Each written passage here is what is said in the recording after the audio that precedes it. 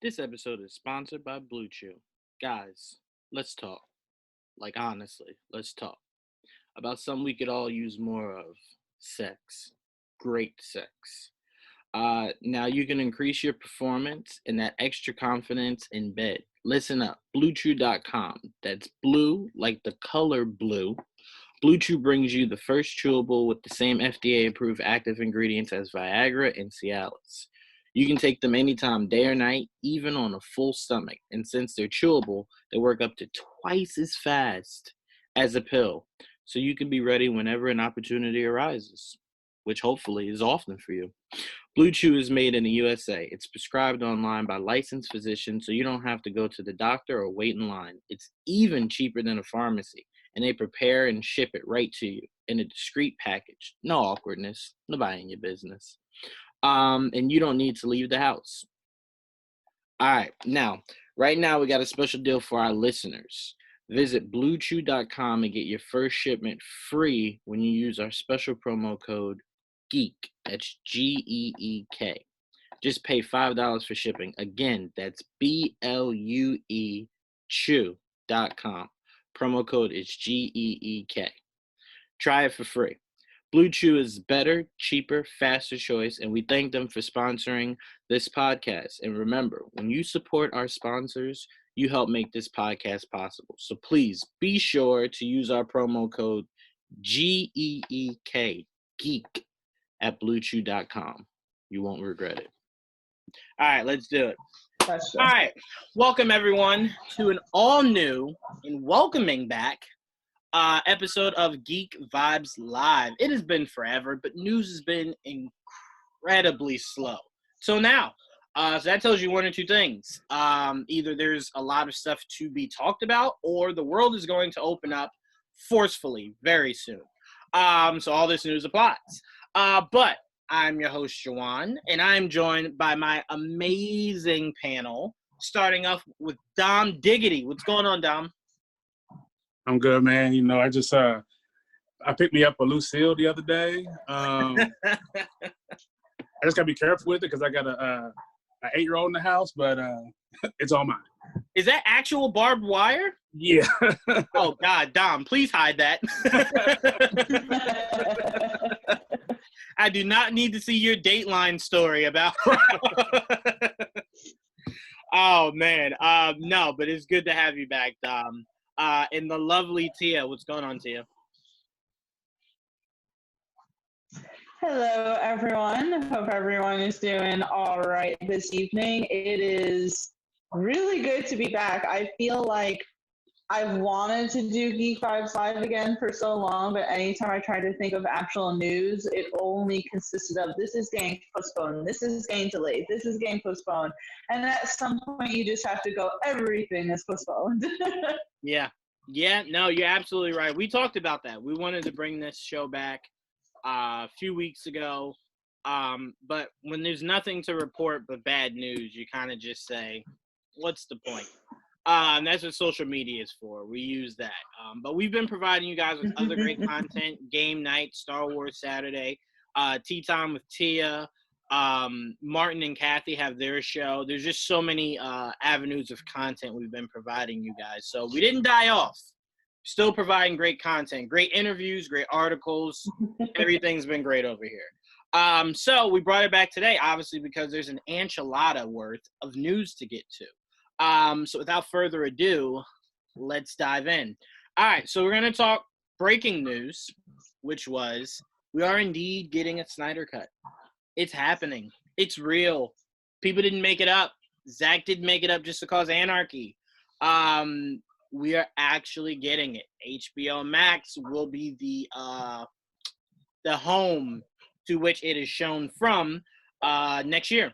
Next year we will get it. They probably don't have a date because you can't shoot anything you have to shoot till the world opens back up. Go figure, right? So I will say this before I pass it off to Tia. I don't have a problem with this. I know a lot of people that are very indifferent, say they don't care, doesn't matter. To me, it matters a lot because if this comes out, it is a very good way to get the entire cult of Snyder to stop talking about being a cult of Snyder. So to me, I wish it the best. I hope it's everything these fans ever dreamed it would be. And then that is it. We don't hear from them. We don't hear from Zack. We don't hear from Ray Fisher. We don't hear from Momoa. After this comes out, I don't want to hear Snyder's name. He shouldn't even go by Snyder anymore. Just call yourself Zack. Just say, oh, it's a brand new movie by Zack. Zack who? Doesn't matter. He doesn't have a last name. It's just Zack. Mainly just because, to me, I like to focus on things that I believe truly matter in this universe, which are the Batman that's coming out, Aquaman 2, Wonder Woman 84, whatever decade they decide to give us that. The new Shazam, new Black Adam. So putting all my energy into a movie that's probably 9 times out of 10 or 10 times out of 10 a one-off just seems unproductive to me. So I do hope, Snyder fans, it is everything you guys have been wanting it to be. You get that last little bit of good feeling out of your system, and then you fully embrace the new DC universe that we have going forward. And I hope you guys are okay with the idea that after this, even if it is a $1 trillion revenue maker, that there's a good chance Zack won't ever come back to direct anything for DC. That's the biggest thing you guys got to wrap your heads around, is that this is a ploy for, I feel, HBOMax to get maximum subscribers. This is not for HBO or Warner Brothers to make you happy. This to them is a win-win. Shuts y'all up from all the emails and phone calls they probably have been getting since Justice League came out, and gets them the numbers that they need to meet to make HBO Max very lucrative. So that's how I view it. And again, anyone who loves Snyder, loves this cut or whatever, I respect you. I'm glad you guys are getting what you want, but I need you to focus on what matters. And that's making sure that DC is no longer the little brother of this superhero universe, okay? Need you guys to focus on making all the DC movies lucrative, so we can talk about DC in the same vein as Marvel, rather than saying, hey, you guys know what I hate? All the DC movies ever made. I'd like us to get out of that mind frame and talk more positive about the entire universe as a whole. But all right, Tia, I've said everything I needed to say. I'm going to go to you. Your thoughts on this Snyder Cut being approved? It's actually happening, comes out next year on HBO Max. Your thoughts on the idea of it being real, because that was a question you had, and then your idea on where you kind of see this going past it being released. Do you see it being the end of Snyder's hold over the DC universe? Like, after this, you can go back to where we were 4 days ago when we didn't even think this is a thing. So first of all, I have to say, technically this Snyder Cut doesn't exist because he has to go in and do reshoots and bring back the original score people and all of that to finish this cut. So technically the Snyder Cut does not exist. He's making the Snyder Cut. He's just being given permission now. No, but I don't know. To me, my whole problem with the Snyder cultists have been always that they can't accept anything that, say, isn't Snyder. Any other director, like with, say, to me, Snyder cultists often dislike the MCU. So when Wonder Woman 84 came out with its trailer, people were like, the Snyder cultists were like, oh, look how terrible it's going to be now that Zack Snyder isn't even a little bit involved in Wonder Woman, 84. They always seem to want to compare it. And it's like, to me, that's exhausting. And I feel like that's not going to change once the Snyder Cut comes out. I feel like they're going to be reinvigorated. They're going to, especially because I think the Batman comes out in 2021, which is the same exact time that the Snyder Cut is going to be coming out. So with those two coming out, you're going to have Ben Affleck back as Batman, maybe not, him going back and doing, but back in front of our eyes doing it. And then you're going to have Robert Pattinson. So I think there's going to be a huge comparison between Zack Snyder's vision and Matt Reeves' vision. That's not really fair to Matt Reeves or Robert Pattinson, but I will say that I really never thought that this was going to happen. I was very much one of the people vocal saying that I was just so tired of hearing the release the Snyder Cut people. If you didn't like a movie, you didn't like a movie. Stop demanding that there's a director's cut just because you can't accept that a movie is bad. But I was saying to Juwan beforehand that I will accept the fact that this movie was mostly Josh Whedon's movie. And so in reality, Zack didn't get to, bring out his full vision, but that happens. I don't know if people out there realize that is Hollywood. Lots of actors, lots of directors don't get to put out their original vision. Scripts are edited and changed. This is why we have deleted scenes. I just want everyone to get a hold of that is a thing.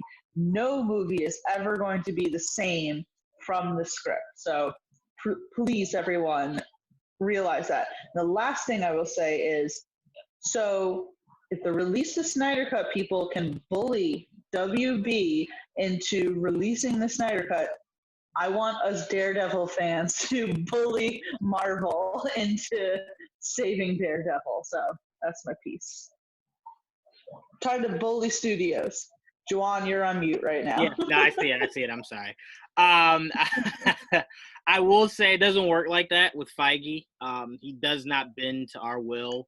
I mean, I think if that were the case, we would have seen a lot more of what we like. If Snyder listened to us in our fullest capacity, we would have had the Defenders in game. And I think with them not being, you mean Feige? Feige. I think you would. I think if what we said truly mattered to him, that would have been like at least somewhat of a cameo. Like him working with Netflix to kind of pull that off. It would have been great for both of them. But us not even getting that, I think that was his way of kind of going, no, I heard you, but no.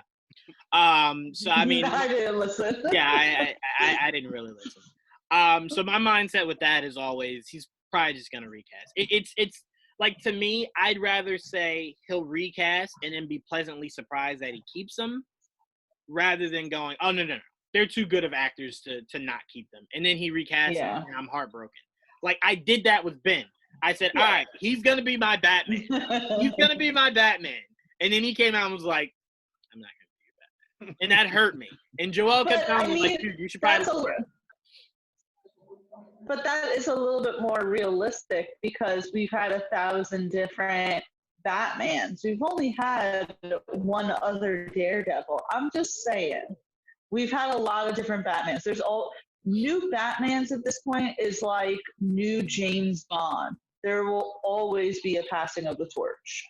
Right, but not like, think about Batman movies, Tia. They're usually about a decade apart. This was legit. It was only Batman for like 2 or 3 years, and he was like, I can't do this. So hopefully that's not a trend that Robert Pattinson continues. But back to what we were talking about, and I'm gonna pass it to you, Dom. I view it like I was telling Tia before we started. I view it like a test, right? So you have this student that studies every day, day in, day out, to get an A on their test, right? They worked really hard. Then you have the other kid who doesn't really apply himself much, tries to do it, maybe doesn't really get it, and the teacher goes, hey, come here. Tell you what, come back tomorrow, I'll let you retake the test. Do you know what that means to the kid that sat in their bedroom day in, day out to get an A on that test? The fact that, oh, if you didn't do well, you can just come back tomorrow and do it. To them, it hurts. So to me, Dom, I view it to where I look at a guy like Josh Trank, and we know that he wasn't able to do everything he wanted to do with Fantastic Four. And Fox was just like, what you put out is what you put out. That's it. Right. You don't get to come back and do an extended cut. Right. And then we look at David Ayer. And that's why I was telling Tia, I don't want there to be a trickle effect. I don't want this to come out, and then David Ayer stands are like, Well, he said he has a whole better Suicide Squad in the tuck. Let him finish it. You know, I don't want that because Zack already started something I hated when he released the extended cut for BVS. I don't like that. What you give me in the theater should be the final product. Now, if you wanted to add some deleted scenes in, like Tia was saying, knock yourself out. But when you tell me I spent $15, $16 on a ticket only for you to go, that's not even really what I wanted to show y'all. Why did I pay for it? Right.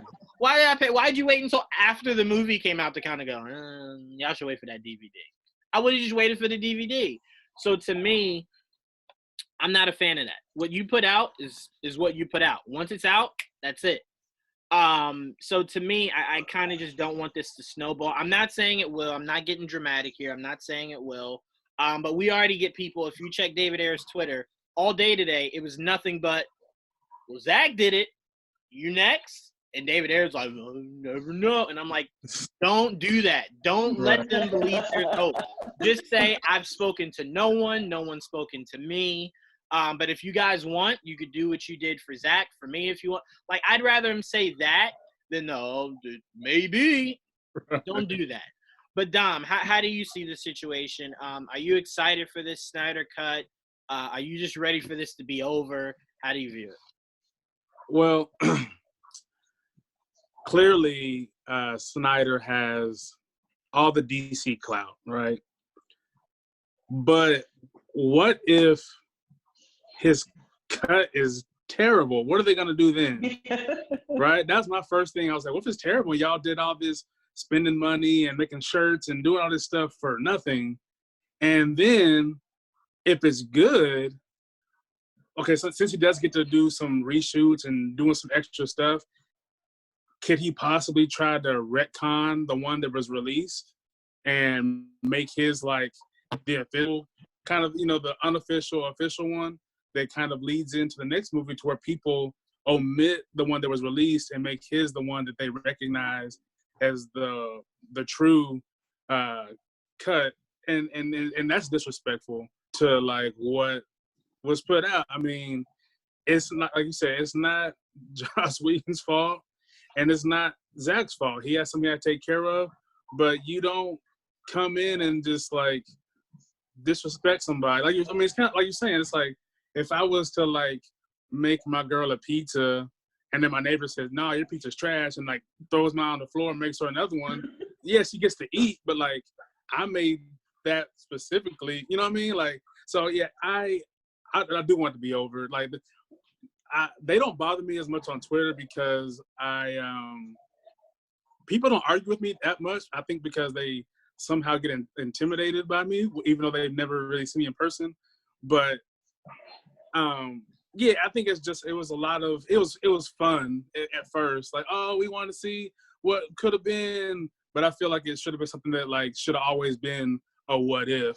You should have never planned to release it, which is why I think that there was a ploy by Warner Brothers and HBO to like, all right, we got this rollout. We got all these streaming services. What can we do to like really just spice it up? Hey, how about we let you shoot your cut that everybody wants? All right, how much money am I gonna get? You know what I mean? Like, and I'm not saying he's doing it for the money, but I'm sure that the paycheck is hefty. But yeah, it just, I mean, the fact that you're rolling out with HBOMax, and I get that's, strategy and how businesses operate, but it's a very clear example of like, we're just doing this so we can get X amount of subscribers in X amount of time. So, I mean, I'll watch it. I mean, I'm not going to not watch it, but am I excited for it? Not necessarily. Because I'm going to go into it probably thinking like, this is probably going to be possibly terrible. This is too much of like thinking of, should we try to outdo the one that came out? Should we try to like undo some things? Or do I actually put out exactly what I was going to do? So I guess we'll have to wait and see. Yeah, I mean, it's funny because I was telling Tia, my mindset is neutral. I didn't hate the cut that came out. Could it have been better? Yeah, sure, definitely, 100%. Honestly, and this is no shade whatsoever, Dom. I view Justice League the same way I view Age of Ultron. It was alright. Right. It was alright. Josh Whedon came out and said, I had an extended cut that was a little bit better than what came out. I wouldn't be rushing to see it because at this point it doesn't matter. But I would watch it with the idea of thinking, well, it can't be worse. It can't necessarily, but it all depends on how you view it. So if, for example, if you didn't really like Justice League, you're not thinking it could get better. You're thinking Zack did do some of that before he had to leave and Josh Whedon took over. So it could be worse. What if Zack's contribution was some of the bad? Right. So I think if anything, if they wanted to put it out, I think either you or AJ was talking about that DC should focus on animation more. I think they should do it as an animated movie to where, like, that it's not going to interfere with the actual DCEU, and do an animated movie, and you can do whatever you wanted to, plus a little bit more because animation, and then everybody's kind of pleased. You get a new animated movie, plus you get the cut that you wanted to see. I will say, and again, no shade, that was AJ's statements. I would never do something like that. I would never suggest we should have more animated over live action. We've worked too hard to get AJ with Star Wars. No, he also said he wouldn't mind some more DC animation over live action. I believe he did say. It's something AJ would say. So I feel like AJ might have said it. Huge shouts out to AJ. Looking forward to doing Star Wars Saturday with him. But no, I mean, As he throws him some shade. Just a little bit, but AJ knows I love him. AJ knows I love him. But no, I mean, I just view it to where I'm like, again, I just hope this is a great situation for everyone. The studio gets what it wants, we get what we want, and the cult fans get what they want, and everyone's happy. We walk out of it happy. They could watch that 6 billion times and think it's the greatest DC movie ever made by God himself, Zack Snyder. We can go, we're finally done, we can move forward, and the studio makes all the money. That's how it usually goes. So I'm hoping that's how this goes. But all right, let's move on to some more DC news. Something that I told Tia Dom I call BS. I want to read exactly what the quote is. And the next topic that we got is Ruby Rose has exited Batwoman. Batwoman loses its star. It's been reported Ruby Rose was unhappy with the long hours required of her as the series lead, which led to friction on set. It was thus decided by her and the network and studio Warner Brothers Television that they would part ways. That is the biggest crock of a bullshit that I have ever heard in my life. My question would be, Ruby, when you signed as the main character, how often did you think you were going to be on set? Like, what did you think? Did you think you would have to show up once every 3 weeks and that's all you had to do? Stuntman would do everything else? Like, to me, logically, that does not make sense. There's something disconnected there. And Dom, I was telling Tia, I can not connect. I'm sorry. I compare this to when Ben originally just said he lost the love of being Batman. That's bullshit. Right. That's BS. He didn't lose the love of it. He didn't like the direction that they were trying to chart him in. Because remember, the tone change. It's like, Ben, you excited to direct and star? Oh, I can't wait. I am so excited. Then it's like the SpongeBob me. 6 hours later, I can't direct this. It is too stressful. I'm just going to star. You get Matt Reeves in, and then it's 3 hours later. I can't even star in it. Like, what? Come on. That many, like, you know what I'm saying? Come on. So, I mean, look, again, because I'm on this wave of trying not to be overtly negative. If this did prove to be too much for her, and she was losing the passion of it, by all means, step aside.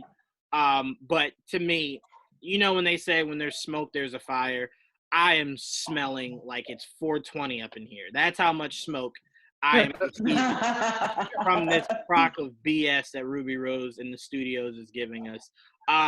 Dom, I was telling to you, I actually thought Batwoman was the superior show out of all the CW shows this year. Wow. I loved it from the jump. I remember telling Joelle after episode 1, I was like, I kind of love this show. And then it progressively got better and better and better and better. And I don't know if you follow it or not, Dom, but its season finale had a huge WTF moment where it revealed to us who our Bruce Wayne is of the CW. So that was like, what? We get Bruce Wayne? And I wanted to add that to you, Tia. So Ben's Batman will be on screen next year. Robert Pattinson's Batman will be on screen next year. CW's Batman, no, not Batman, Bruce Wayne will be on screen next year. And Titans Bruce Wayne will be on screen next year. Jeez. So we got 4 Bruce Waynes to look forward to next year. That's what I said when I thought about it. I'm like, this is like a dream come true. It's Inception. Yeah, this is a dream and a dream and a dream and a dream. But no, I don't really believe this, honestly. I'm very skeptic of it. A lot of people were saying the ratings weren't that well. It wasn't well received. But I would make the case CW shows rarely are. I mean, just I've never once came across like an editor that was like, yo, you didn't see Flash last night? Man, you missed it. I've never heard that in my life. But I mean, I personally love it. So to me, I watch it regardless. But Dom, I'm going to go to you first. How you feeling about this, man? Does this sound skeptical a little bit, or do you really think maybe she just got in a little over her head? I think it's a little of both.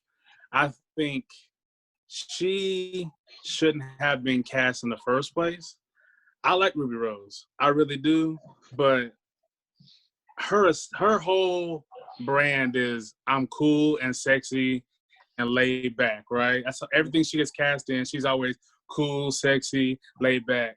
She's never a leading lady because she's traditionally, from what I've understood when she first started out in the entertainment industry, she wasn't an actor. She was like a host on like TV shows in like Australia or something like that. So she's not like traditionally an actor. She don't really have like, she has the chops for it, but she don't have the drive to want to, it seems like at least, to want to be like the star on the cover of all the magazines and the posters and stuff. So I think she bit off a little more than she could chew a little bit because she probably thought like, oh, it's nothing. I'll put some tight stuff on and I'm Ruby Rose and I'll just go out here and do my thing. And then not realizing that the superhero world is probably the biggest world in entertainment in general. And did you not realize, like, when you're stepping into here, you're going to be this character for some people forever. So if you're going to go and half-ass it, don't even do it. So I don't know if she thought that maybe the check was huge, or she thought like, oh, I'm going to be this first, character that hasn't been, had its own show like this. I don't know what was her mindset, but I want to know why she was the choice for Batwoman, because I mean, if I had to like make a list, I'm sure I could find some more popular, more qualified people to play the role, because her buzz isn't what it used to be as far as like, when she was on like Orange is the New Black, they're like, oh my God, I gotta watch this season because Ruby Rose is on there. But yeah, I think her buzz died, so I don't think she was necessarily that big of a draw for that reason. I know my mom loved the show. I haven't seen it personally. But yeah, I feel like it's a little bit of both. I feel like it might have been too stressful, but then also, not to make a terrible comparison, but like the Treyway, the 9 Treys shouldn't have let 6ix9ine in their group because you knew he went about that life. Ruby Rose went about this superhero life. You know what I mean? So they should have never brought her in the first place. Luckily, in the comic book world, characters are strong enough to live on, so they can replace her and keep it pushing without, anybody noticing. Besides diehard Ruby Rose fans, but it's a bad look on her, and it's gonna probably be detrimental for her in the future with future roles. But see, I was telling Tia, outside of the Flash, maybe, and I won't speak on Supergirl, even though I saw a season, and I just, it's, CW outside of the Flash, I don't think has strong actors and actresses. I really don't. If you feel as though they do, anyone that watches, any Geek Vibes Nation fans, I respect your opinion. Flash has the best actors, hands down. It's not even close. So when she got cast, I'm like, if anyone watched season 1 of Arrow and thought Stephen Amell would turn into what he ended up turning into, I'd call you a liar. He seemed just so dry and boring. And I'm like, this isn't the Green Arrow I just saw in Justice League Unlimited. What is this? You know?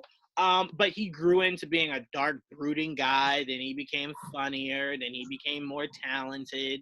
So I'm like, it's a thing you work on. So when she got cast, I'm like, I didn't need my Ruby Rose. I didn't need my Batwoman to be a phenomenal actress. I just needed her to be somebody I didn't mind looking at, and could pull off being really cool. And she did both. So I'm like, I'm not heartbroken that she's gone, but it just sucks because I'm like, you're the lead role. Like, I'd understand if you played like the commissioner's daughter that we saw for like 3 seconds in an episode. All right, who cares? But you're the lead role. That'd be like if we see season 1 of Daredevil, right? And we're like, yo, Charlie Cox might be one of the best actors I've ever seen. And Charlie Cox is like, I didn't know I'd have to be in a mask and suit all day. Like, I ain't trying to do this shit. Like, what? It's like, yeah, I don't want to play Daredevil for season 2. Wait, what? Like, that to me is different. Or if John Bernthal's like, I know I signed on to do this, but all this guns and violence, I don't really like it. I don't want to do it no more. What did you think when you signed on? What did you think you'd be doing? Like, what is this?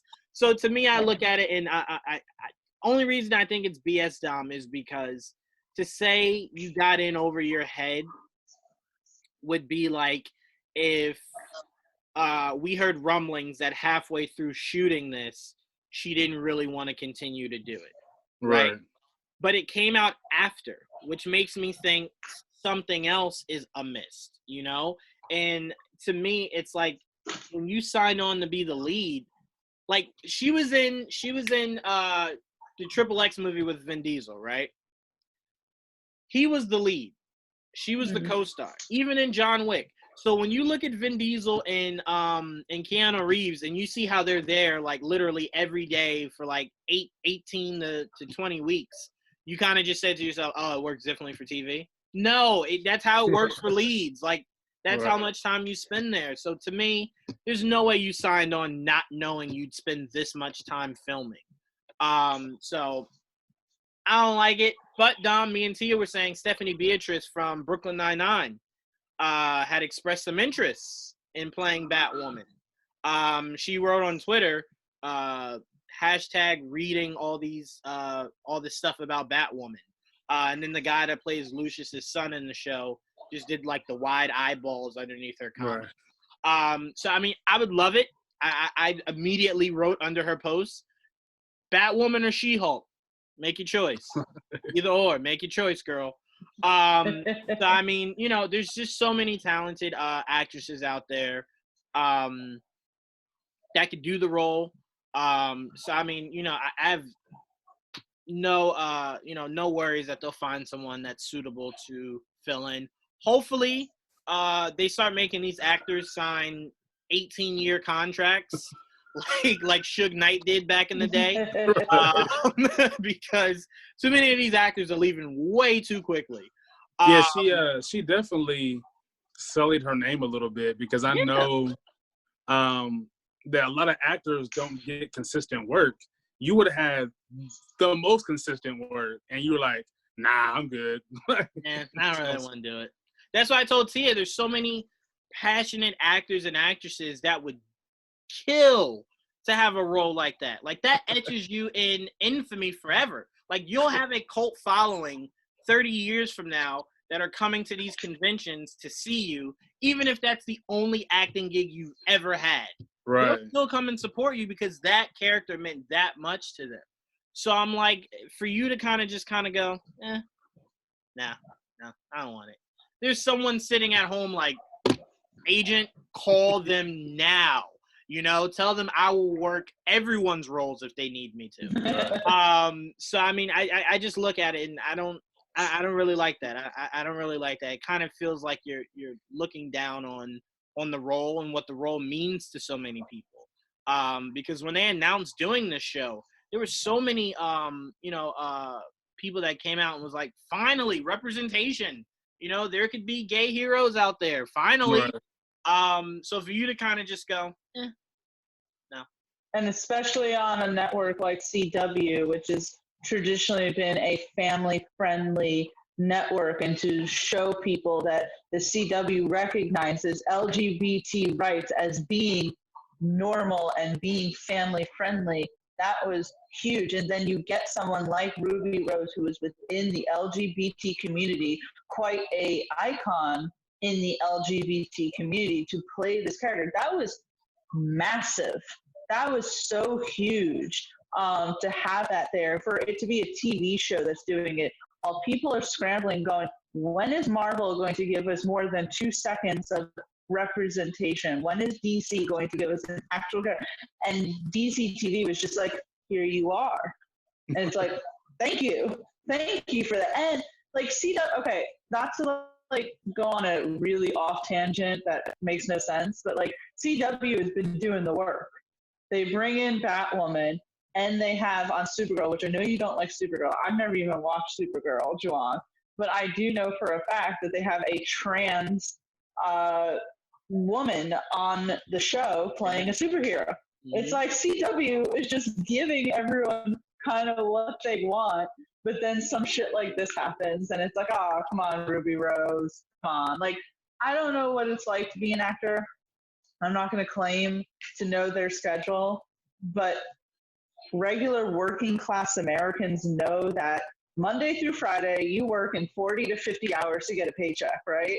We don't necessarily want to be working those 40 to 50 hours, but we want a paycheck. Don't you guys want a paycheck? It'd be so nice to be like, listen, I don't really feel like working all these hours, but can you give me the same amount of money for those hours? I'll just come in like 3 hours every other day. Yeah, I mean, look, I tried that at my job once. I tried telling my boss, hey, man, these are a lot of hours. And he's like, well, I'm paying you pretty well. And I'm like, no. But, like, these hours, man. And he was like, well, I could fire you. And I'm like, whoa. Relax. I'll work the hours. So, I mean, yeah, it doesn't work like that. Going in that direction, right?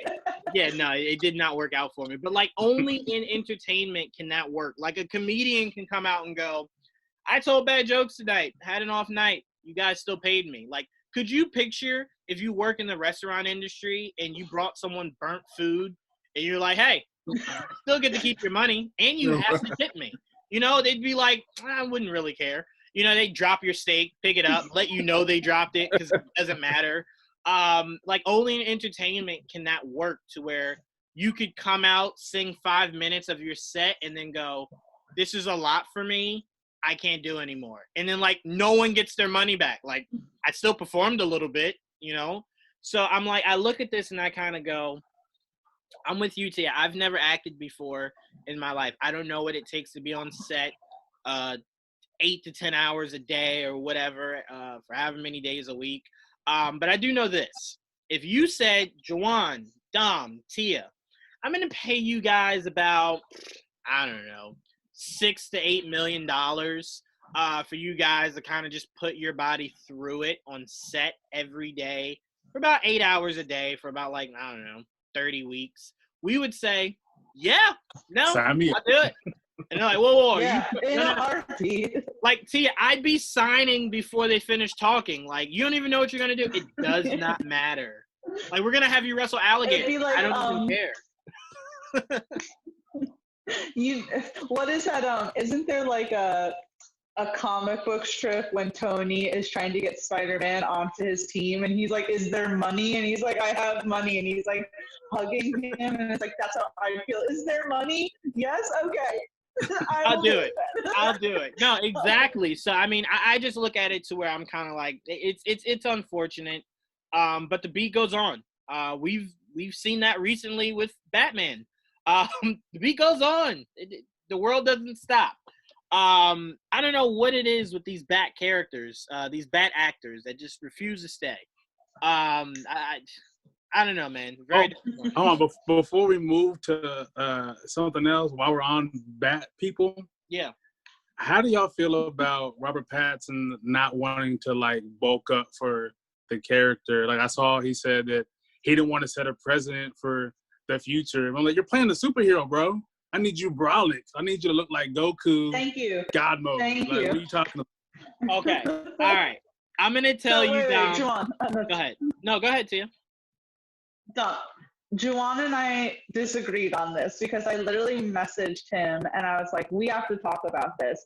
And he, said, I will wait. And, Juwan, he loves his Batman. So, of course, he's being very diplomatic and going, I will wait to see. And to me, I just felt like this is the pretentiousness that everyone has felt that Robert Pattinson has possessed for years, and we have pushed it away to go, you know what, let's give Robert Pattinson a chance to be Batman. And then he comes out saying some shit like this, and I'm like, yeah, that's right. That's why I didn't like Robert Pattinson in the past. It's like, you're right, Dom.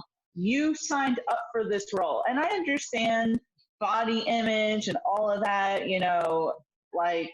I'm a huge advocate for freaking, not every actress out there has to be the size of a pencil, right? Like, I'm in it for that, all of that. Like, David Harbour is like way sexier than most of the men, and he is a thick man, and there's nothing wrong with that. Like, I am like body positivity, But when you're a superhero, like, look at Paul Rudd. Paul Rudd got like abs of steel when he became Ant-Man. Chris Pratt was a little larger, and he slimmed the fuck down for his role in Guardians. I don't know that character. I don't know the guy's name who's going to be in the Eternals. Kumail Nanjiani. Yeah. Oh my God. Yeah. Like, the way it's like, you're a superhero.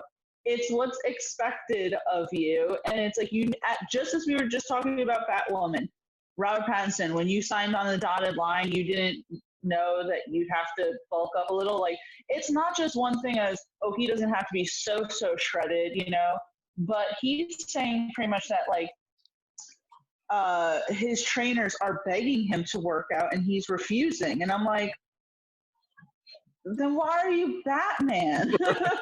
So that's how I feel about it. It's just like, that I didn't necessarily like Ben Affleck's Batman, but the man got brolic for the freaking character. It's like Christian Bale worked out for it. It's like, you work out. Listen, if I got signed to be a superhero and they were like, you're going to have to be in the gym 8 hours a day, I'd be like, okay, fine. I'm playing a superhero and I'm getting a lot of money for it. Well, I view it completely differently. And the reason why is, I don't know why I was going to say Robin Thicke. Robert Pattinson. That is really weird that Robin Thicke just popped in my head. Wow. Robert Pattinson, is naturally built and slender, right? That's A. B, we have had numerous Bruce Waynes that were not A, muscular, or B, bulk. Example A, Michael Keaton's Batman. Example B, Val Kilmer's Batman. Example C, that was back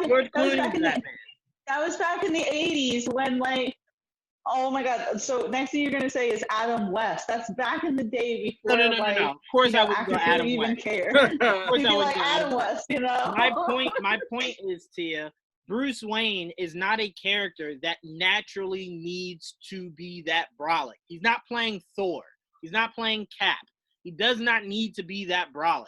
Robert Downey Jr. did very little exercising to be Tony Stark. Why? Because you don't need to be a buff Tony Stark. Jeremy Renner, when's the last time you saw photos of him getting shredded in the gym? You don't need to be a bulk Hawkeye.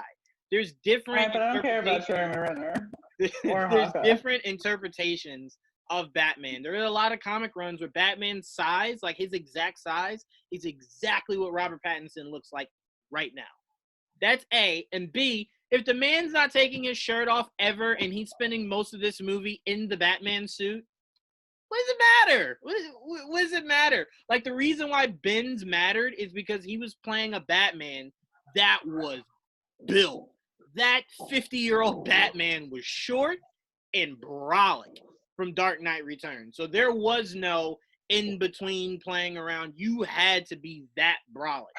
But to me, I don't have any. Does it sound pretentious? Sure. Won't argue that. Sure. But to me, the reason why I don't have a problem with it is because when that article came out, I didn't hear anything from Matt Reeves or anything from anybody saying Matt Reeves pissed when he heard that. So if Matt Reeves doesn't care, I don't really care, man. I just want a good Batman movie. If he's as thin as a pin, look, all I'm saying is this. If the movie is good, there's just some things that just don't really bother me. And I already like his build. I don't know if you guys have seen Robert Pattinson lately, but he's not small. Like, he's not Twilight small. Pretty built. But if he's saying he doesn't want to get Christian Bale, Ben Affleck built, I wouldn't want to. Ben lived in the gym. Like, that was his home. He went to sleep and woke up in the gym. The guy is still exercising now to look like that. So to me, if that's what he wants to do, and he's bringing us one of the best Batmans we've ever seen, I can live with it. I don't really have that much of a problem. I don't know. That's just where I stand at it. Just saying. But all right, let's move on. I'm glad you brought that up, though, Dom, because Tia definitely did want to talk about that, and I'm glad we did. All right, let me find. Oh, here we go. So to some more news that apparently upset a lot of people. I saw YouTube being the leading force of defending this. And the topic is Marvel Studios is actively looking for a female director to helm Captain Marvel sequel, and one of the names being mentioned is Game of Thrones Breaking Bad director Michelle McLaren. The director chosen could also helm New Avengers. I don't really want to worry about New Avengers. I'll go more so into the direct news of Michelle being thought about to do the next Captain Marvel. To me, and I put this topic in here to talk about what we were discussing on Twitter, which was people saying if they're a good director, they should direct. Shouldn't matter if they're male, female, straight, gay, whatever. And I would say to them, I look at Christopher Nolan and I go, I'd say to a degree Christopher Nolan's a better director than Ryan Coogler. I wouldn't really argue that, right? You would say he has more, he has a larger resume, he has more hits. Ryan Coogler is just starting. You would take Christopher Nolan over Ryan Coogler any day. You know where I wouldn't want to take Christopher Nolan over Ryan Coogler is when you're making a movie telling me about the Black struggle. Because there's no one that knows about the Black struggle more than Christopher Nolan, right? Because he's been through it. He knows what it's like to be Black and to survive in the world. So I look at that and I kind of go, you can't just say, oh, well, the best director can handle it. No, I kind of need you to know what you're talking about. Like, if I'm making a movie about a female, it doesn't have to be a female that tells the story, but it doesn't hurt to have one to tell the story. Like, that's what I wasn't getting from people being upset about, well, what's the big deal about it being a woman? What is your big deal about the idea of it being a woman? Like, it's not going to take away anything from the movie. So I look at it and I kind of go, I like getting it from a woman's perspective about a story of a woman. Like, I think that's great. So to me, I look at it and I kind of go, I think people just really have men. And this is something that I've heard a lot of women say, but I didn't really give much credence to it. But there are a lot of men that are very insecure about being a man, that anything women do threatens everything of their life. And I didn't really believe it until I saw that Twitter post and how angry it seemed the guy was about a female director directing Captain Marvel. And I'm just like, how insecure do you have to be to kind of go, well, why does the woman have to direct a woman? Oh, well, maybe because she knows levels of, that character or levels of being a woman that could help that story a lot more than if a guy just came in there and go, hey, just put your hands up, blast stuff. You know what to do. It's like, you'd kind of want a little bit more care to it. So I look at it and I kind of go, you would not have someone Hispanic, white, or Asian, or Indian directing Black Panther. You just couldn't give much to it. Sure, you can make the visuals great, you can make the characters interesting, but then when it goes into the in-depth feeling of how are you able to convey this story to where it hits the market you're trying to hit, they would say, I don't know. They'd have to go poll. They'd have to have, it'd be a white director with an all-black staff. And you know how crazy that would be? It's like, well, if you need that, go get a black director. What is the fuss for? So I look at this and I kind of go, I applaud Marvel. We need more female directors. I want a female director to helm a major Marvel movie. I want a female director for an Avengers film. Because we've seen what Avengers films have done for the Russo brothers. I mean, every studio they go to, the studio's like, yeah, sure. Wait, aren't you the guys that did Avengers? Oh, yeah, sure. Whatever movie you want to make. I saw 21 Bridges. That shouldn't have been made. But when you do the Avengers, you're able to do stuff like that. So to me, I want to see more female directors get large exposure. And right now, there's no bigger exposure than doing A, winning an Oscar, or B, doing a superhero movie. So I would love if she did get the part to direct Captain Marvel and also got to do the new Avengers. I would love for that. And we do need more female directors, both in DC, Marvel, Valiant, Sony, all aspects of big movies. I would love to see it. But Tia, I'm gonna go to you next. Your thoughts on the news of Michelle being eyed to direct Captain Marvel, and the idea of them kind of wanting to go one director and it being a female director. So I'm glad that you brought up the Black Panther thing, because I actually put that in that Twitter post. This guy was kind of engaging me, and I said, imagine if Black Panther was directed by a white guy. And I forget really his comeback. It was something like, well, there was this other Black movie where there was a white director, and it was good. I'm like, said Dolomite Is My Name was directed by a white guy, but I was like, Eddie Murphy was the executive producer. Oh, yeah.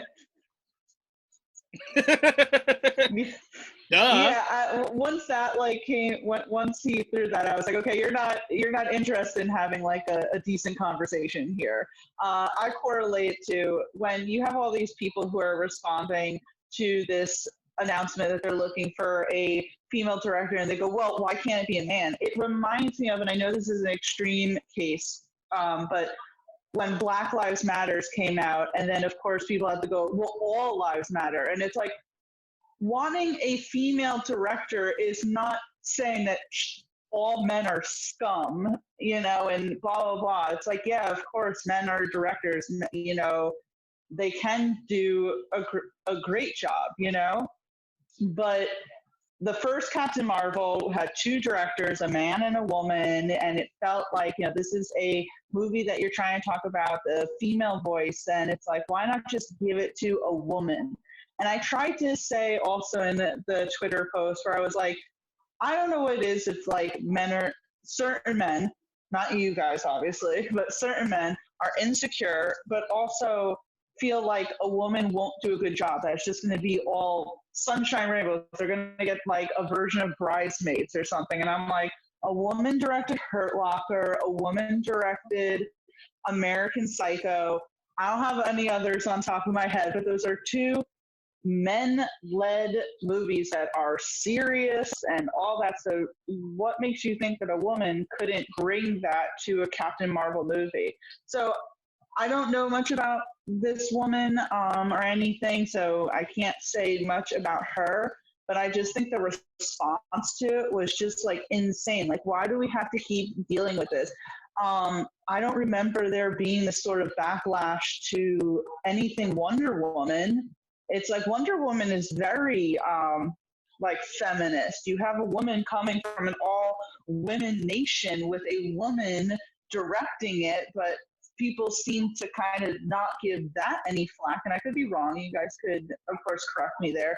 But it seems like anything with Captain Marvel, people just instantly kind of want to just bash it. And so I don't know. I just kind of stopped paying attention to the comments after that. I was like, oh, cool. They want to get a female director. Awesome. And then I just left it at that eventually.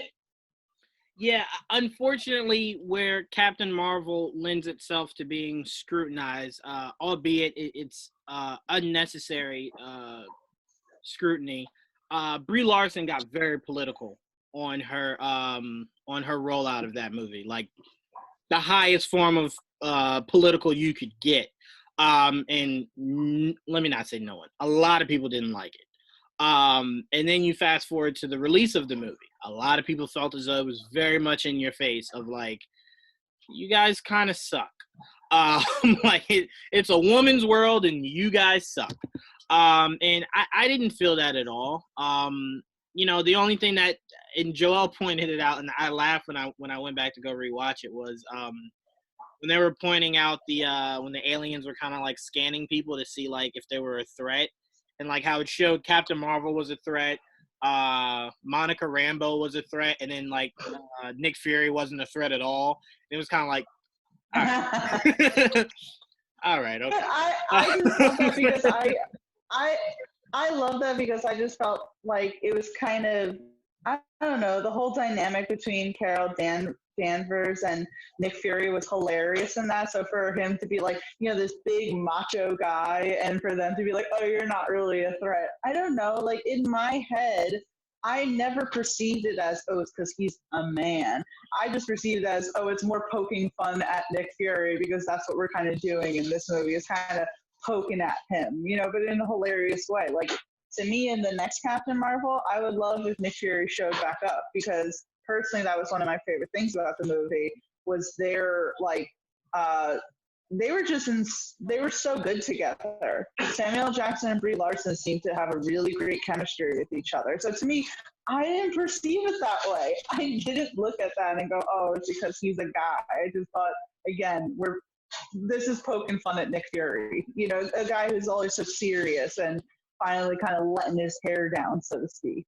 See, when I saw it in theaters, I didn't necessarily see it that way either. It wasn't until Joel pointed it out, and I watched it again in context of the scene, and I was like, oh, I could see how someone sees it that way. But I compare it to Tia, when we broke down Birds of Prey. What was the thing I told you that bothered me a lot about that movie, is that there was such a lack of positive male presence. And I'm like, there's a way to show how important women are without showing how horrible we are. Like, we get it. We are pretty bad. But, you know, we could be more than just the guy that gives her an egg sandwich. You know, like, there's more nice men that could have been in Harley's life than just the guy that gave her an egg sandwich. It was just perceived that men were just not really that good. And, you know, when you see it, you kind of go, it wasn't in your face. Like, you had to have been, like, paying attention to the fact that every guy that came in contact with Harley was just the worst, for you to kind of go, wait a minute. But it wasn't in your face. You know, and to me, I kind of think whenever someone has to question, like if someone says, why not a female director? And then if someone responds with, well, why so? That to me is problematic. It's toxic. It's like, what is your issue if I decide I do want my director to be female? What is your problem? Like, is your problem that I'm actively looking for female directors? It'd be the same thing, like,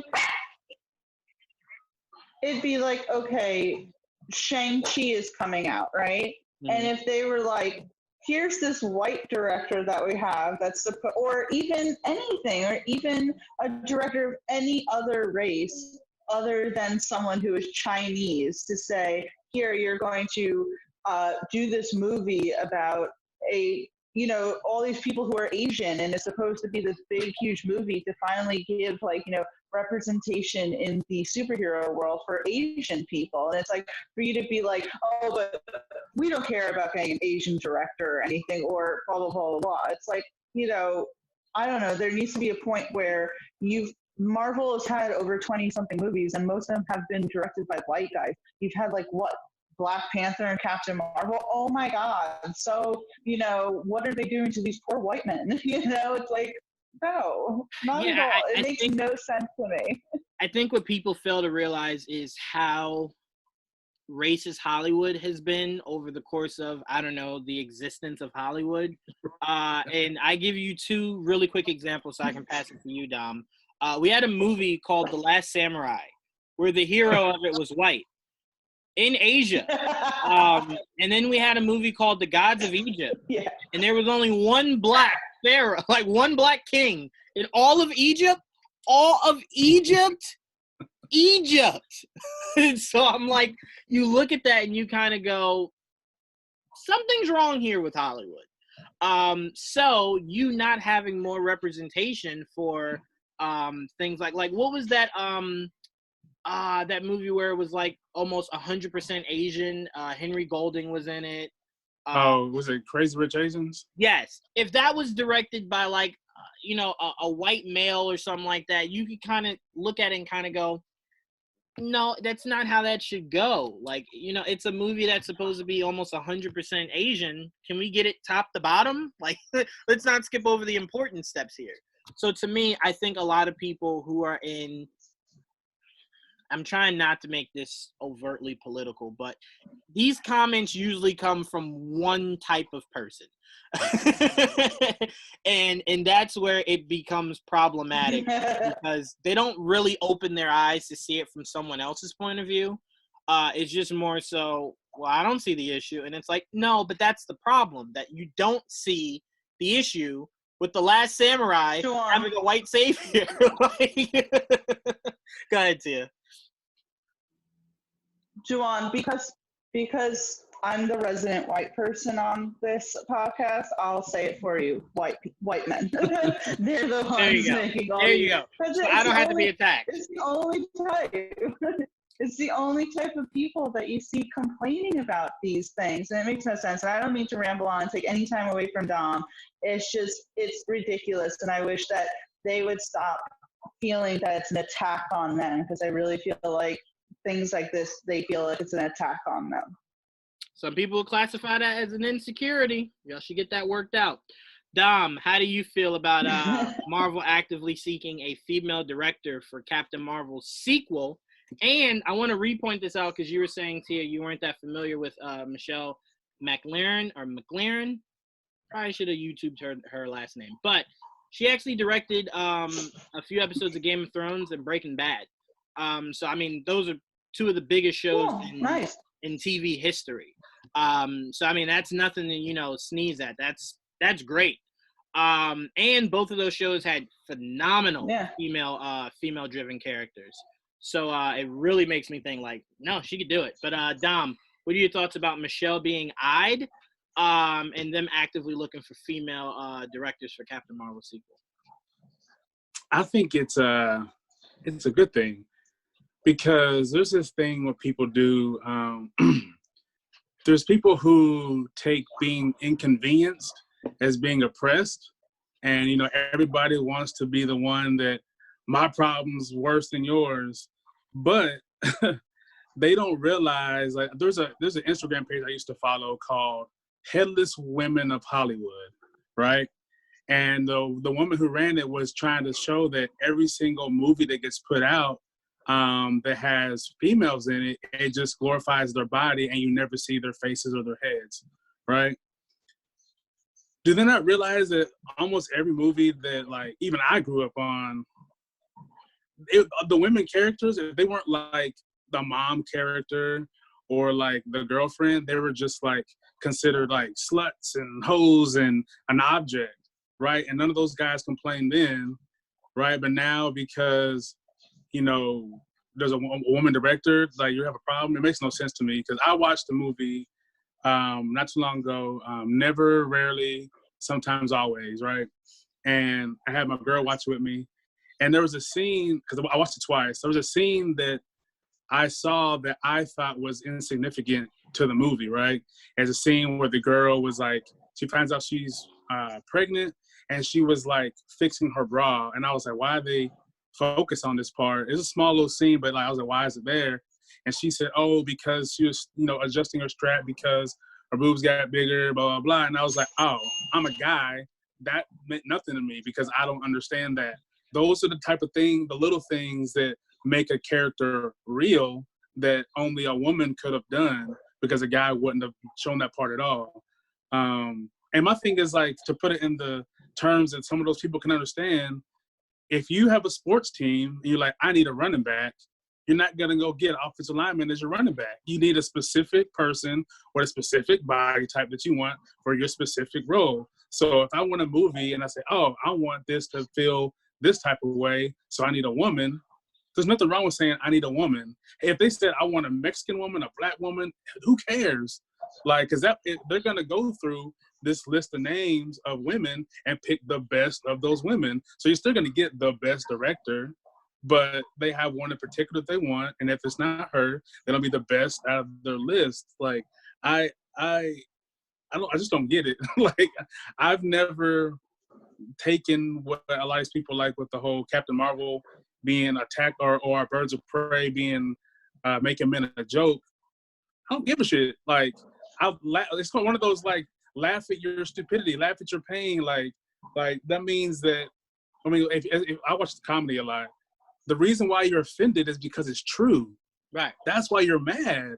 Like, so either A, you don't get offended like me because I know I'm not that person that they're talking about, or B, you change your way because you're an ass. And then if you get portrayed as an ass, I mean, people love Peter Griffin. He's the biggest dummy on TV.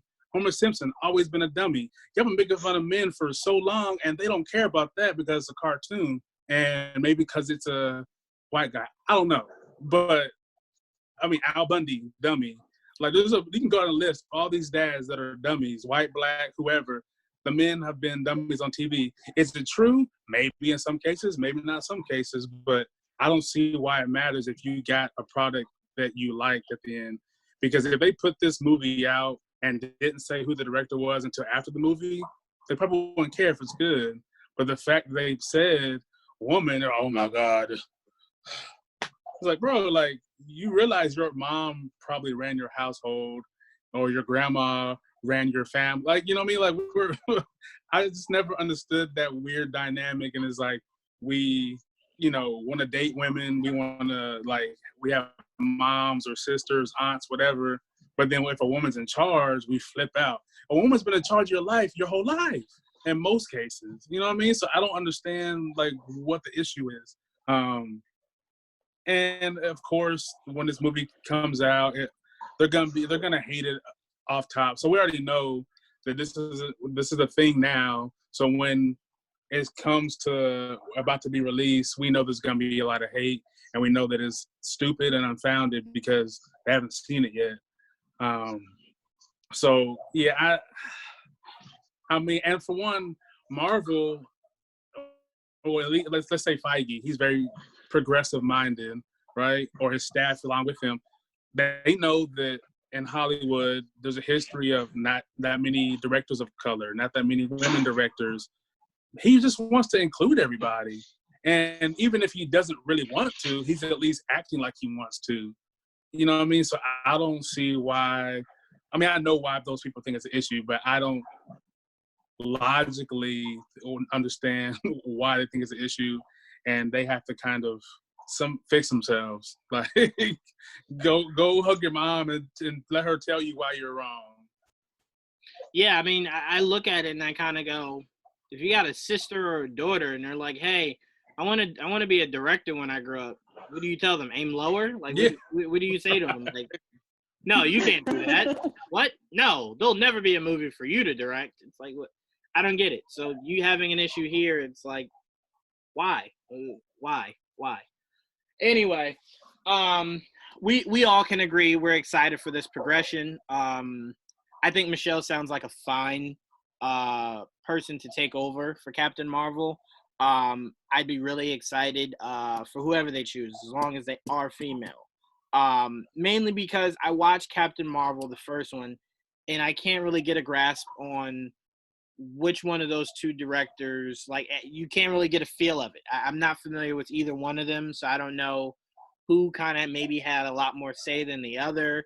I just know that movie should not have come out before Endgame. It should have came out a year later, where it did not have to force itself to blend right into Endgame. It could be its own thing. Same way Black Panther was its own thing. You wouldn't even have known he was one of the Avengers till you saw Bucky at the end. If you were a comic book reader. That's how separate it felt from every other Marvel movie.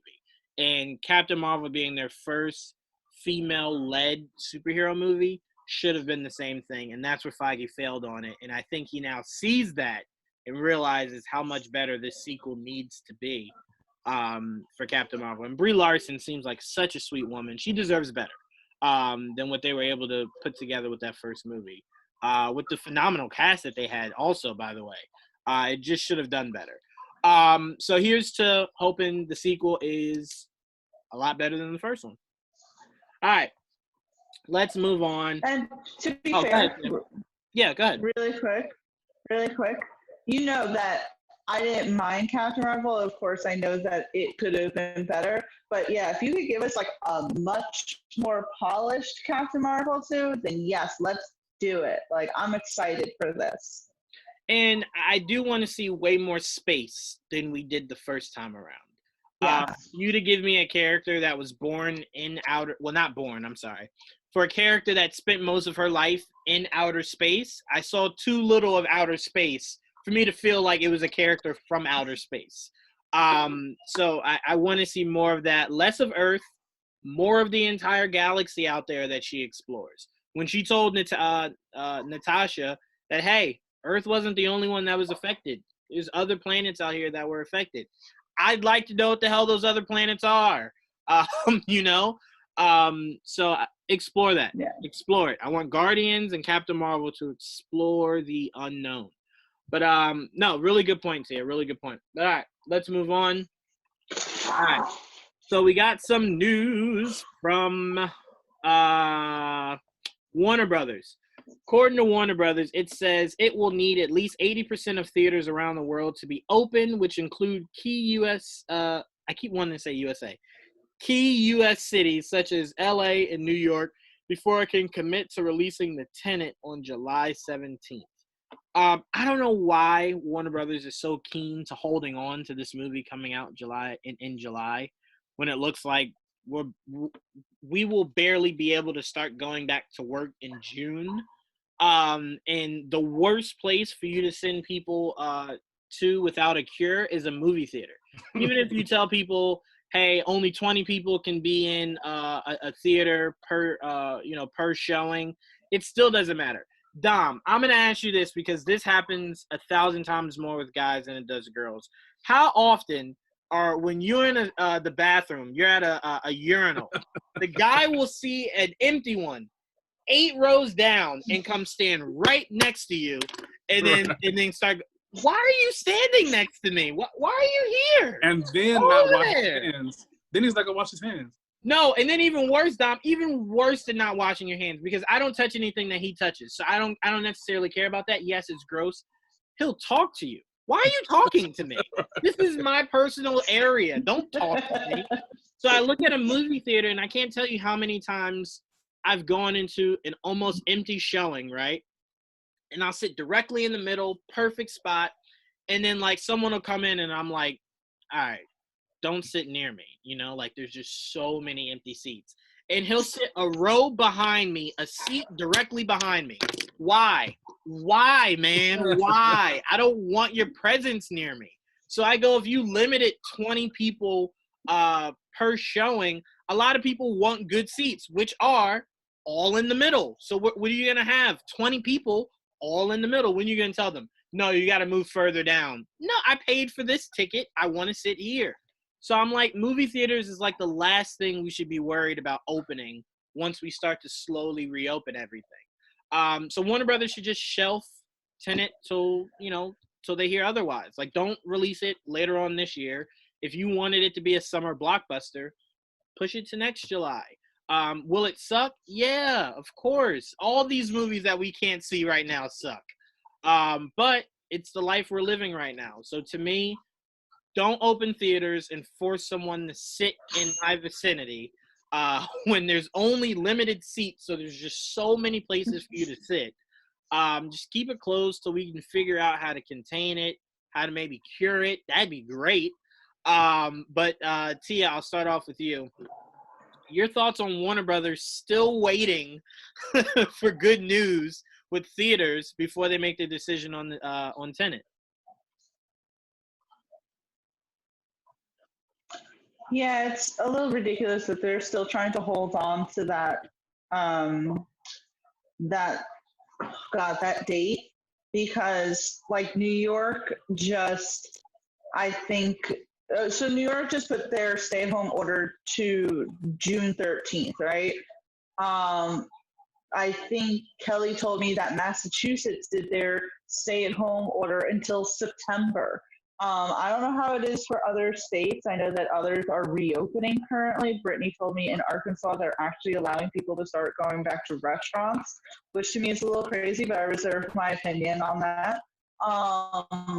The only thing that I would say with movie theaters is one of my friends went to a movie theater literally just before all non-essential like companies got shut down, and she said that at the movie theater she went to, they literally blocked off seats. So if they were to let people come in, very few, they would have to start blocking off seats, blocking off rows, just to try to ensure that that doesn't happen, 20 people just all in the center. But that's not going to happen. That's unrealistic. These big companies are not going to open because China is, I think their numbers of the virus are going up. And we know that these movie theaters need China when it comes to making their money with these theatrical releases. So to me, it doesn't matter. I mean, it matters, of course, the U.S., but it also matters internationally. That's why James Bond at first decided to push their date, was because China had literally shut down every single movie theater of them, and they were like, it doesn't make sense to release if China isn't on the board. So to me, I'm like, Tenet is not going to happen in July. I wouldn't doubt in a few weeks if we hear that that's now postponed to whenever. I just think, as you said, it's the reality that we live in. I hate that I can't see Black Widow right now. I want to see Black Widow very badly, but I have now in my brain have shifted the thinking and going, okay, this is all going to be like, I'm just going to have to wait just like I was waiting, and it's fine. So I don't think Tenet is going to happen. They just need to get over that. Yeah, and I mean, it's not in your best interest to, like, I think if studios were smart, it's not in your best interest to release movies right away, because if an outbreak starts to happen from people going to theaters and the theaters shut down now and your movie is currently in the rotation of it, it's going to be hard for you to now pull that out with all the money you've put into the theater because you're now in the rotation of it. And I feel like if you give people a reason to go to the theater, they'll go. And I'm like, I don't think they should go. So I'm like, you telling people, oh, you can go to parks. Do you know how often you'll just be like walking a path in a park and someone runs by you? Like all the room in the world and they run by you. It just happens all too much. And it's like driving. You're putting your faith in the fact that the other person driving knows what they're doing. Right? Like you don't worry about you. You're like, obviously I don't want to get in a car accident, so I know I'm driving safe. What happens when the person just stupidly wants to run a red light? You know, you now have to trust that they're smart enough to know to stop there. It's same thing with the everyday world. You have to be smart enough to know that someone's not going to want to sit near you or get anywhere in your space. And I feel like if you give people more opportunities to do these things, it's gonna happen. Yeah. And I'll give you an example. Like at the supermarket near me, they say you can't go in without wearing a mask. So you'll see people go in, they'll wait online because I don't know if they're doing it in your guys' states, but you got to wait outside the freaking supermarket before being allowed to come in. So you'll be waiting online. The bodyguard, for all intents and purposes, will see that you have the mask on. And as soon as those people get out of sight, they take the mask off. There's no they're not checking to see if people are still wearing the mask. I'm walking around the supermarket with my mask on, and every other person doesn't have a mask on. So if you tell people, hey, go into this movie theater, but, try to sit away from each other, it's not going to freaking happen. Yeah, no, I left the Dunkin' Donuts because the guy behind the counter had the mask below his nose, and I'm like, oh, you don't get it. All right, I'm gonna leave here. Like, I don't know how many. I don't know how often you've seen thing underneath. I see that all the time. I'm like, what do you think the mask is for? Like, it's wide enough to cover the nose and the mouth. Why? Because that's where your germs come from. Why are you leaving one of them open? It's like, oh, it's just a sneeze. Yes, that can kill me. What do you mean it's just a sneeze? Like, that's crazy. But Dom, your thoughts, man. Do you see the Tenet coming out in July still? Do you feel as though everything will be back to normal come July? Oh no. And and I live in the South, and people tend to not care as much. So like my state isn't on like a super strict quarantining, because every weekend that it seems like it's weird because I've had to go to work every day still since this thing started. So I see that like when people, like on Fridays, when people notice that it's sunny outside, it gives them this illusion that it's over. So everybody, and I live by the lake, close to the lake. So like, I see people driving to the lake, all the different docks, and it's mad packed close to my house every weekend. And I'm like, y'all didn't just wake up and it was over. It's still happening. But even if it did, let's say they did open. So I was at a screening the Friday before everything shut down, and it was at an art house theater. And what they were telling me they were doing was they would limit it to 40% capacity. They would take a snapshot from the projector booth of where everybody's sitting, and then after the movie's over, they go clean that up, right? So this is the art house theater. The people that work there, the more adults, they're more responsible, and there's not as many theaters, not as many seats. Now, when I go to some of these other theaters, like the big ones, like the Malcos and the AMCs and the Regal, they're high school kids. They don't care. You think they're gonna go really clean? I worked at the movie theater when I was in high school. You think I cared that much? No. I'm making sure that it looks like a kid. Go clean your room and just stuff it underneath the bed. Yeah, I'm just like, I'll clean up the big stuff and then whatever. So yeah, it would, if they tried to do it, it just would backfire. Now I did go to a drive-in screening on Saturday. So if they were to do that in certain places, I don't know how many drive-ins are in America. I know it's clearly not going to be as many. But I mean, that's going to be the only way that you have some kind of theatrical release is something like a drive-in. Because, I mean, I don't know why they're pressed so hard to try to force it. Because like you said, if you put it out there and then another outbreak happens, well, you're just shit out of luck now.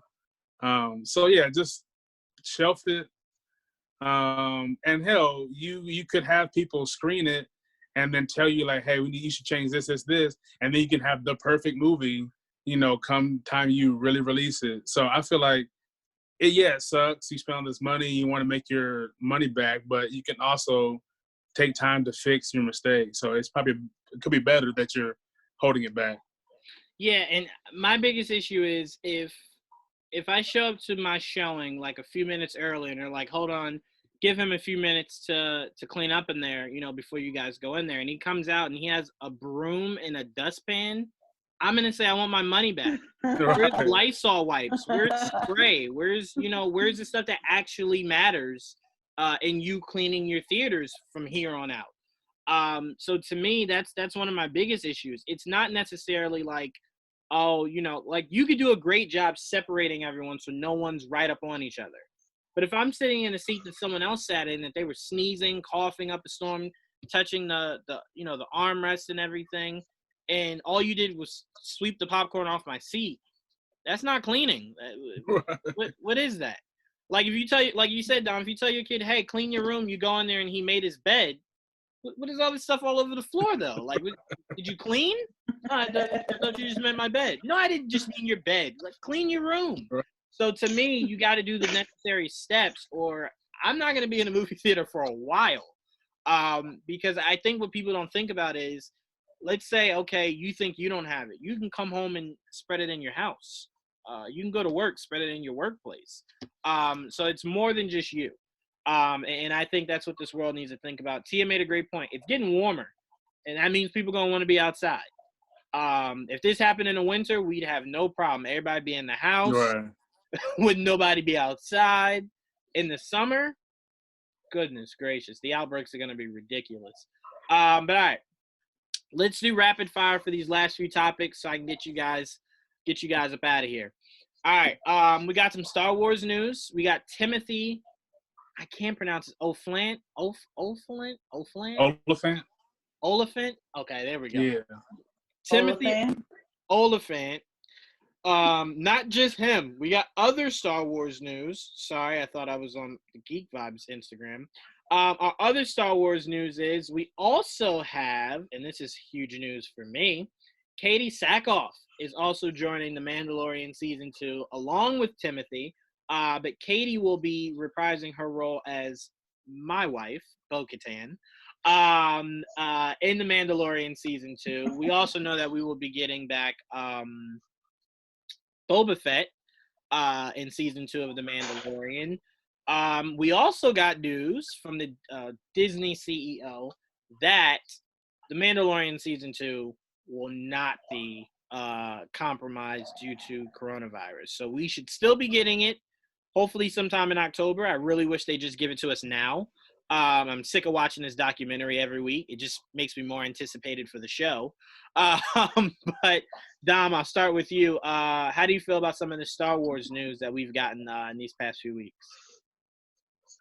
It's crazy because I feel like just when people were possibly upset about how, the saga ended in theaters, then you get the Mandalorian to like reinvigorate new and old Star Wars fans. And the fact that not only are they able to get these huge stars on the Mandalorian, they all seem very excited to do it. And I've never seen that before.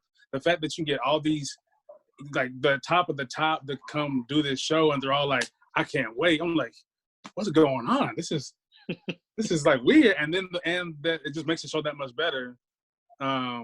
So yeah, I'm excited. I just started watching Santa Clarita Diet because my girl was watching it.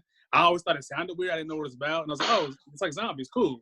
And Timothy's on there, and he was in The Office, and that I've always liked that guy. So yeah, I'm excited for this new season. It's gonna be really good. Yeah, no, I'm very excited. I am a huge Star Wars fan. I was actually Star Wars was the first geek-related thing that I saw. Return of the Jedi, my mom got me for VHS, and then she followed that up with '89 Batman for VHS. So that's what started my love for Batman, obviously. But Star Wars has always been very dear to me, and it's really cool to start to see how Star Wars is making an imprint on this generation. Because I think people forget the movies of Star Wars that we quote-unquote hated came out over 2 or 3 decades ago. So kids that were born in like 2005 are kind of like, I don't know what you're talking about. What is this Star Wars thing? So them being able to see the cartoon, being able to see the newer movies, The Mandalorian, it helps popularize Star Wars to a group of kids that could care less. That's what I'm hoping G.I. Joe and Transformers does with their reboots, is that it reinvigorates kids' interest in things that we grew up on that they probably look back and go, I don't care. I don't care. And it's like, well, you should. They're really cool. So you want these things to hit off to kind of strike these kids. But Tia, what are your thoughts on some of this Star Wars news? I know you were a very big fan of The Mandalorian Season 1. So first, let me start by saying, Dom, I know you're watching Santa Clarita Diet. iZombie is a much better show, so make sure you check that out. It's on Netflix, all 5 seasons, and it's a completed series. Anyway, yeah, you know me. I love The Mandalorian, and while I'm not the biggest Star Wars fan, I think that The Mandalorian is something truly special. So, and as Dom pointed out, it gets amazingly huge talent. Really excited to be on it. So the fact that Timothy is coming on is cool. I really love the show Justified, so that is just ooh, cool, and he's playing essentially a space cowboy, so it's perfect. I'm just excited about all of it. I just want it to be here. You don't need to sell me any further with The Mandalorian. It's cool that we're getting Boba Fett in it because essentially that, is such an iconic character, essentially the first Mandalorian that we've ever seen in Star Wars, film history. So I don't really have anything else to say other than the fact that, again, we've talked about this before, Juwan, with things where it's I don't need to know anymore. I'm going to watch the show regardless, and I'm just excited for it. All right. Now, the Star Wars geek in me, Tia, has to correct you, not necessarily because of what you said, but because I hear it too often. And what I wanted to correct was Boba Fett was not, and will never be a Mandalorian. He stole their armor. His armor just looks like the Mandalorians, but he is not a Mandalorian. And what's funny was when the Mandalorian was announced and they showed him in his armor for the first time, a lot of people were like, yo, I wonder how he's connected to Boba Fett. And I'm like, no, not a Mandalorian. If you watch Star Wars: The Clone Wars, the animated show, they even talk about this renegade that kind of stole their look and wreaked havoc and kind of made the world kind of seem like Mandalorians were these bad people. So he is not a Mandalorian. He just happens to wear armor that looks like the Mandalorians. But I'm really excited about Katie Sackhoff, Bo-Katan, who is a Mandalorian, being on the show. I think a lot of people were confused. I think this show made a lot of non-Star Wars fans think that Mandalorians can't show their face. The Mandalorians are like gangs. All gangs have different parts of those said gangs. So the Mandalorians are the same way. There is a version of the Mandalorians that don't show their face. And then there are other Mandalorians that are just kind of yeah, no, I take my helmet off all the time. Yeah, he saw my face. No, she saw it too. So that's what Bo-Katan is. Bo-Katan usually does not have her helmet on unless she's flying.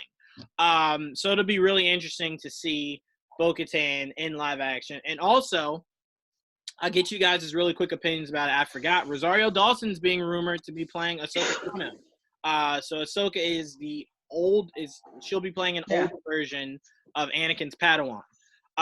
So Tia, I'll start with you. Your thoughts on Rosario Dawson possibly playing one of the now more iconic characters in Star Wars?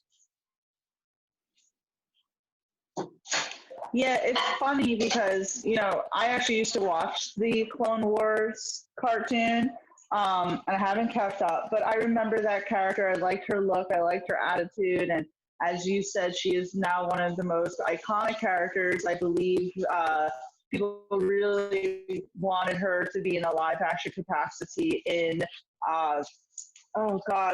the one that just came out, the Star Wars that just came out. Oh, God, I can't even remember what it's freaking The Last Skywalker.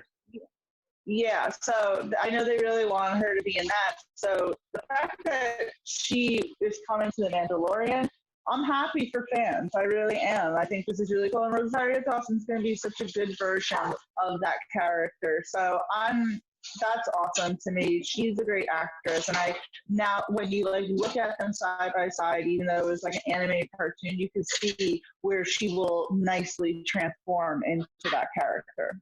I'll say this, Tia. I would suggest you watch the last 4 episodes of this past season, this final season. because you'll really feel like that. Because she's obviously a lot older than she was when you were watching it. She's, I'd say, maybe early 20s in the final season of this. So by the time you get to the Mandalorian, she'll be mid 30s, early 40s, and you'll see that transition so much more flawlessly, because she looks just like Ahsoka. So, and her voice is just as soft. So I'm like, it's freaking perfect. But Dom, your thoughts on Rosario Dawson possibly making her live action debut as Ahsoka Tano on The Mandalorian season 2? I think that's perfect. Because for me, Rosario Dawson can do no wrong ever since Men in Black 2 and then Sin City and Death Proof. I'm just like, give me more. And then seeing her around like the Marvel show, like, I can't get enough. So I didn't watch Clone Wars. I've seen a little bit of Clone Wars. And like T, I know that character is like the badass you want. And who else, because you want to play that character. So I think that's a perfect casting, and she's gonna knock it out of the park. So I can't wait. Yeah, sitting in front of her, there were a lot of. I don't think I've ever sweated as much as I did in that moment. Joel oh yeah, I saw that. It was like, all right, Joel, you asked the question. He's like, no, you asked the question. I'm like, okay. Like, my question wasn't even that good because I was so nervous. But all right, let's move on. We got just two more left, and we can wrap this up. We got an official announcement from Umbrella Academy, from the cast doing doing a Zoom promo, which is hilarious. Doing a Zoom promo letting us know that we will be getting season 2, July 31st of this year. I thought that was interesting. I would love to speak to Netflix's marketing department, because a lot of people forgot that Umbrella Academy was even going to be coming out. Like, a lot of people were like, was it ever renewed? And I was like, it was renewed like 3 days after it came out. But it came out so long ago that you forgot about it. So I'm like, why weren't they like dropping little hints and stuff leading up to the big announcement? It just kind of came out of nowhere. Like, I stumbled across it and was like, oh, okay. Yeah, no, I did miss it. Not as much as I thought, but yeah, I'm excited for it to come back. So we got the news. Obviously we do not have a trailer. It was just them on Zoom. I assume the trailer will be coming probably during San Diego Comic-Con at home. I assume it'd be the smartest thing to do. San Diego Comic-Con is in July. No, maybe it makes sense to have one next month. I don't know. Sorry. Getting into my marketing bag. Sorry. Dom, I'll start with you. Your thoughts on the official release date for Umbrella Academy season 2?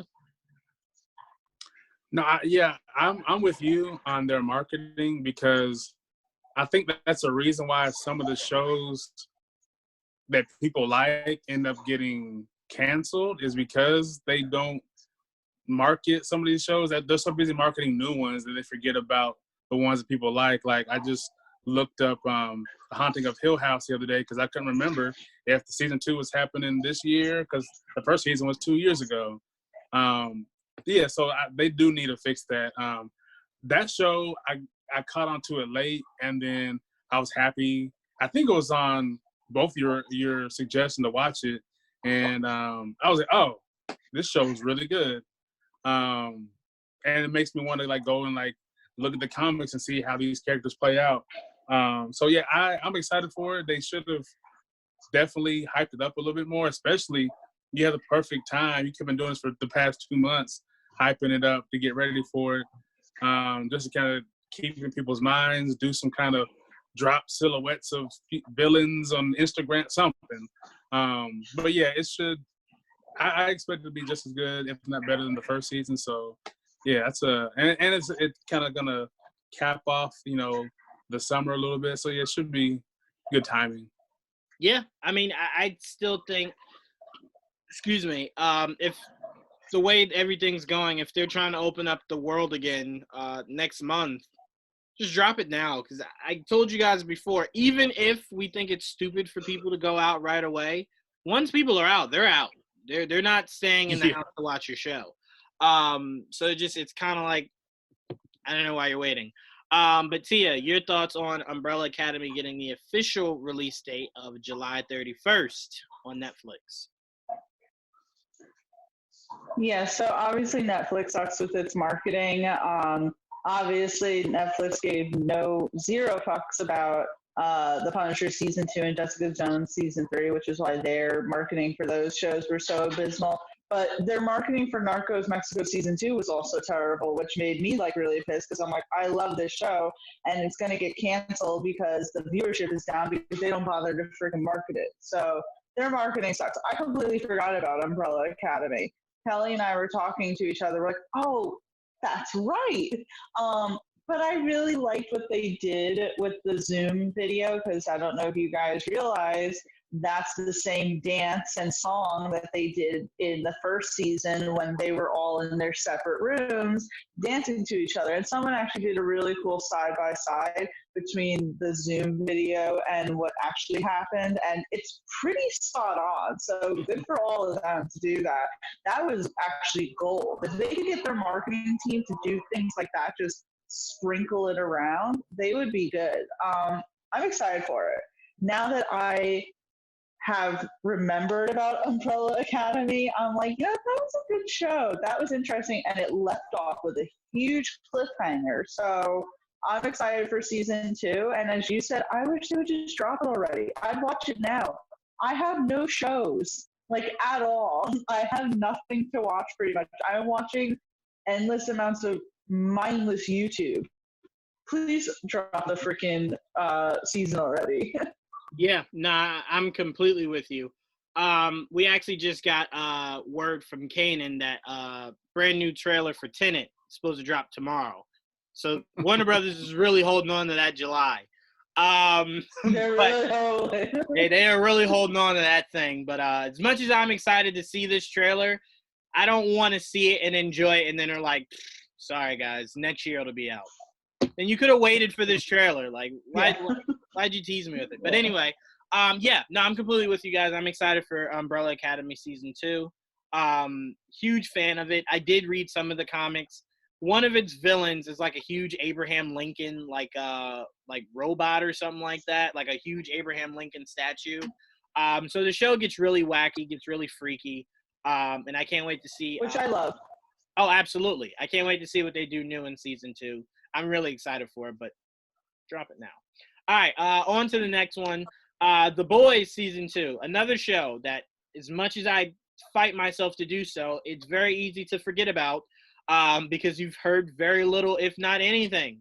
But we got some news. Apparently, it looks like July 26th of this year, we will be getting season 2 of The Boys. The cast did get together to do a little Q&A thing. I know they just did a convention. All right, Joel talked me out of this. All right, let me go off topic just for a few seconds.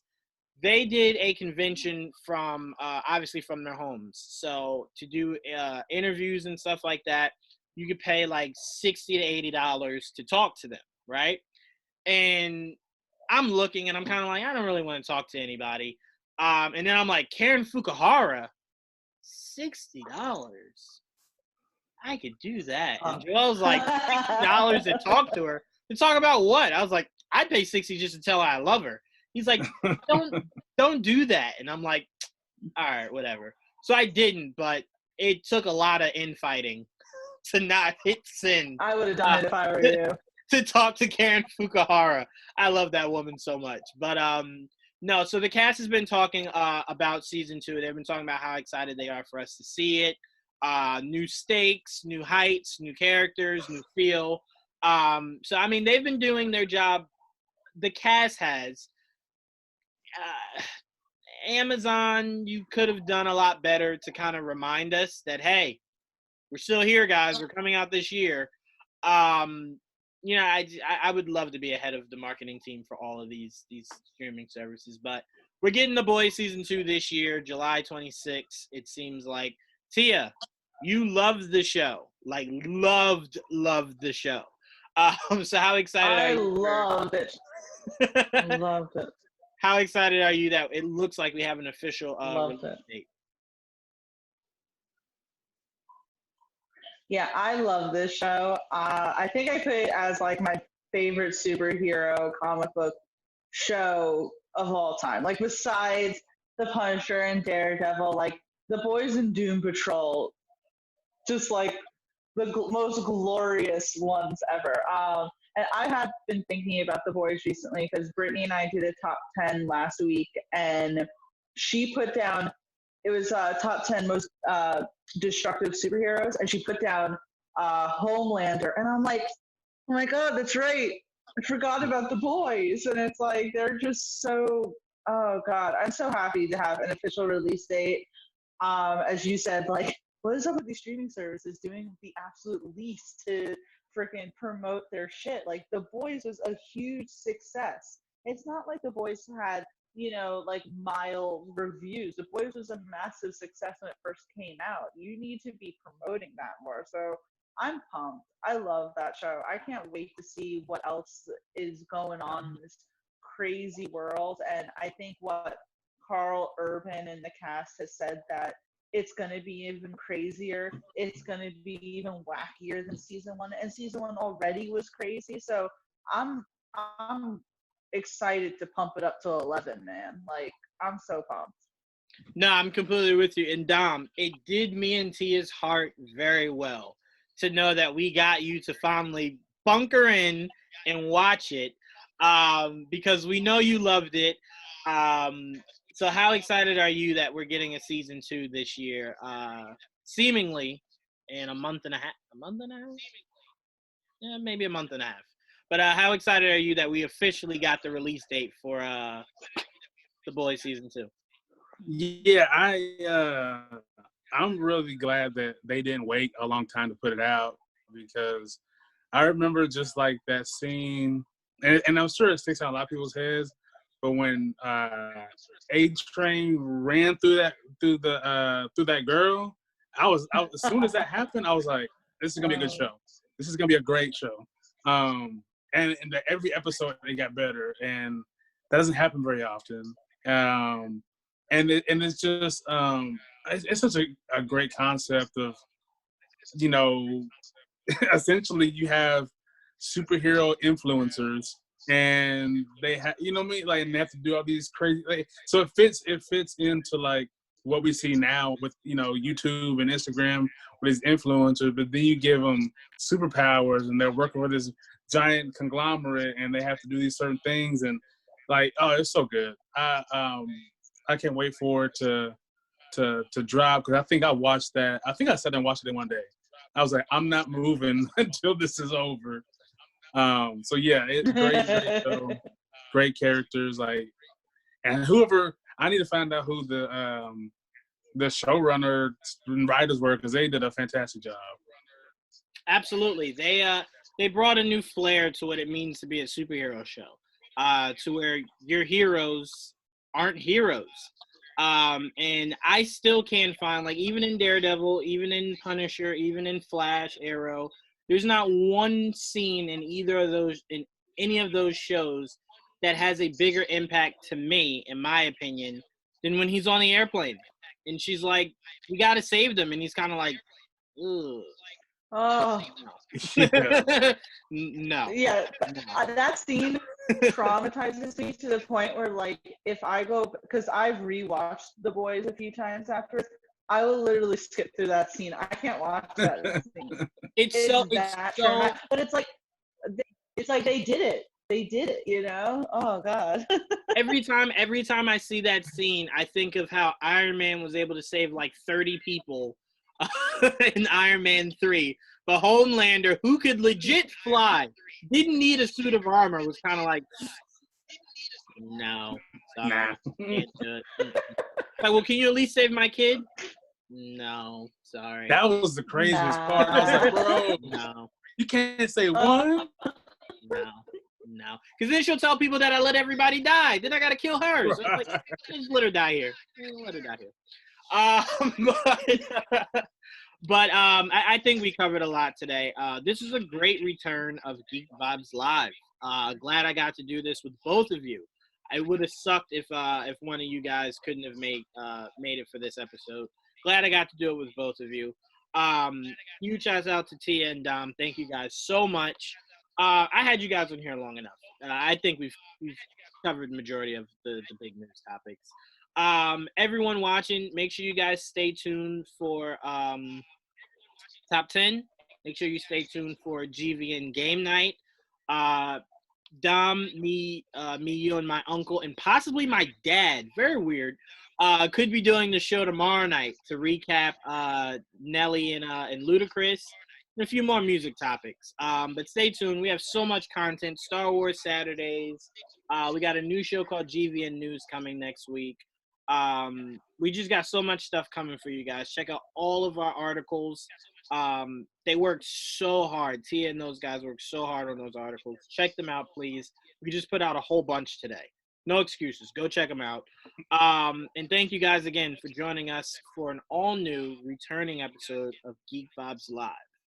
But, so next time,